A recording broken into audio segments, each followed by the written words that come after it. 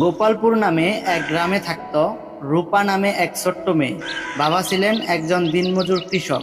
রূপার জন্মের পরেই তার মা মারা গেছেন। তাদের খুব কষ্টে সংসার চলত।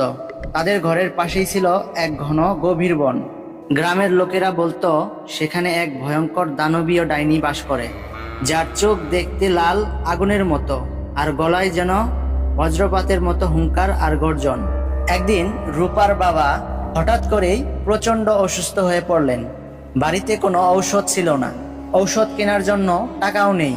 রূপা নিজেই সিদ্ধান্ত নিল সে শহরে যাবে কাজ খুঁজতে, যাতে সে ওই টাকা দিয়ে ঔষধ কিনে তার বাবাকে সুস্থ করতে পারে। সেই শহরে যাওয়ার পথটি ছিল সেই ভয়ঙ্কর বনের মাঝখান দিয়ে। পরদিন ভোরবেলায় রূপা রেডি হলো শহরে যাওয়ার জন্য। হেঁটে হেঁটে পায়ে পায়ে জঙ্গলে ঢুকতেই চারিপাশে গা ছমছমে।